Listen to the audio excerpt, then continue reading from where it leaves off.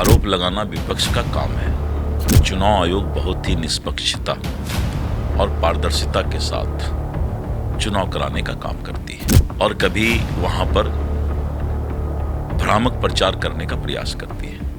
ममता बनर्जी का अंत समय आ गया है। बिहार सरकार का भी जांच रिपोर्ट सामने है, सीबीआई भी जांच करेगी, तो निश्चित रूप से अपराधी तक पहुंचना बहुत आसान होगा। बंगाल के मुख्यमंत्री ममता बनर्जी बुधवार को मुख्य चुनाव आयुक्त ज्ञानेश कुमार से मिलने पहुंची, लेकिन बैठक के दौरान ही वो बाहर निकल गई। इसके बाद उन्होंने बड़ा आरोप लगाते हुए कहा कि केंद्र सरकार के इशारे पर एसआईआर के नाम पर 58 लाख लोगों के नाम मतदाता सूची से काट दिए गए हैं। इस पर प्रतिक्रिया देते हुए बिहार सरकार के पथ निर्माण एवं उद्योग मंत्री डॉक्टर दिलीप जायसवाल ने कहा कि बिहार चुनाव के दौरान भी राजद और कांग्रेस ने इसी तरह के आरोप लगाए थे और उनका क्या हश्र हुआ है ये सबने देखा है। उन्होंने कहा है कि बंगाल में ममता बनर्जी का जनाधार लगातार कमजोर हो रहा है, इसी घबराहट में वो इस तरह के आरोप लगा रही हैं। खैर वो क्या कुछ कह रही हैं आप खुद सुनिए उन्हीं की जुबानी। सर, कल ममता बनर्जी की मुलाकात हुई मुख्य चुनाव आयुक्त से और उन्होंने बड़ा आरोप लगाया कि कहीं ना कहीं चुनाव आयुक्त केंद्र सरकार के इशारे पे काम कर रहा है। देखिए, इसी तरह का आरोप बिहार विधानसभा जब चुनाव हो रहा था तो राहुल गांधी और तेजस्वी यादव ने लगाया था। आरोप लगाना विपक्ष का काम है, लेकिन चुनाव आयोग बहुत ही निष्पक्षता और पारदर्शिता के साथ चुनाव कराने का काम करती है। ममता बनर्जी को अब अपना धरातल खिसकता हुआ नजर आ रहा है और इसीलिए अब वो कभी चुनाव आयोग से मिलती है और कभी वहां पर भ्रामक प्रचार करने का प्रयास करती है।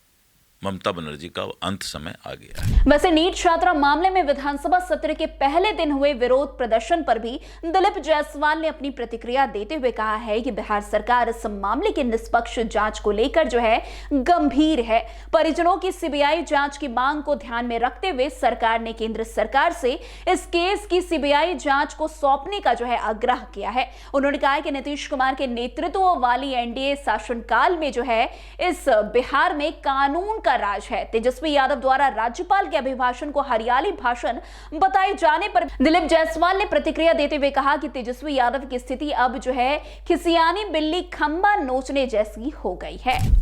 बिहार विधानमंडल के बजट सत्र का आज दूसरा दिन है। लगातार देखा गया कि विपक्ष कहीं ना कहीं नीट मामले को लेकर विरोध प्रदर्शन करते हुए नजर आए। विपक्ष को ये मालूम होना चाहिए कि बिहार में कानून का राज है और एसआईटी गठन होने के बाद नीट मामले में जो सघन जांच इसमें किया गया है और जब परिजन के परिवार वालों ने नीट छात्रा के परिवार के माता पिता ने सीबीआई जांच की मांग की तो बिहार सरकार ने बहुत ही पारदर्शिता के साथ सीबीआई की भी इंक्वायरी और उसके लिए अनुशंसा किया है। बिहार सरकार का भी जांच रिपोर्ट सामने है, सीबीआई भी जांच करेगी, तो निश्चित रूप से अपराधी तक पहुंचना बहुत आसान होगा और अपराधी को सजा मिलेगी। इस बीच में किसी तरह का राजनीति करना गलत है। आज मोकामा के विधायक अनंत सिंह आज शपथ ले सकते हैं विधायकी की। अब देखें, वो तो संवैधानिक प्रक्रिया है और संवैधानिक प्रक्रिया के तहत वो अपना काम करेंगे। नेता प्रतिपक्ष ने राज्यपाल के अभिभाषण को हरियाली भाषण बताया है। नेता प्रतिपक्ष और विपक्ष से एक सवाल जरूर मीडिया को करना चाहिए कि आज से 20 साल पहले जब वो जंगल राज चला रहे थे तो रोड की स्थिति कैसी थी, आज रोड कैसा है, आज क्या दरभंगा और पूर्णिया से एयर कनेक्टिविटी हुआ है तो वहाँ के लोगों को कितना आसान कम्युनिकेशन हो गया है। रक्सौल में एयरपोर्ट बन रहा है।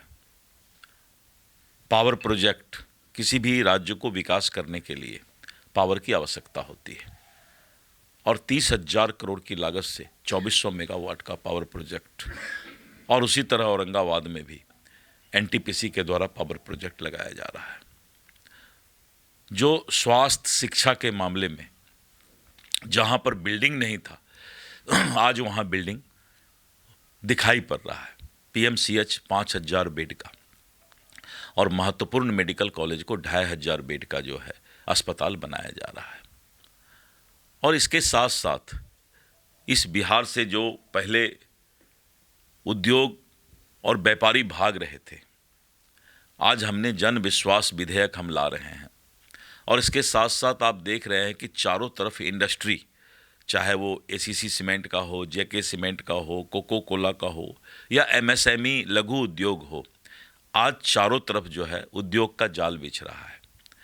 रेल कनेक्टिविटी में आपने देखा कि यहाँ से झाझा तक 4 लेन ट्रैक बनाया जाएगा। पावापुरी और नालंदा नवादा का कनेक्शन जोड़ा जा रहा है और बिहार को एक बुलेट ट्रेन का तोहफा मिला है जो वाराणसी से सिल्लीगुड़ी तक 704 किलोमीटर मात्र 2 घंटा 55 मिनट में पहुंचाएगी। और अगर पटना से किसी को सिल्लीगुड़ी जाना होगा तो मात्र 2 घंटा में वो पहुंचेगी। क्या विपक्ष को विकास दिखाई नहीं पड़ रहा है? और विपक्ष इसीलिए जो है आज जनता विपक्ष को पसंद नहीं कर रही है, क्योंकि वो थेथरोलॉजी का काम कर रही है। थेथर आदमी ही इस तरह का बात करेगा। हमको तो विश्वास नहीं हो रहा है। हमको तो यही विश्वास है कि विपक्ष आज नीतीश कुमार और सरकार का जिंदाबाद करेगा कि क्या ऐसा भी संभव है क्या जो करके दिखा दिया। तो ये बहुत बड़ी बात है। तो आज के इस खबर में बस इतना ही। अन्य खबरों में हमारे साथ ऐसे आगे बने रहे और देखते रहे। तब तक के लिए NBC 24 धन्यवाद।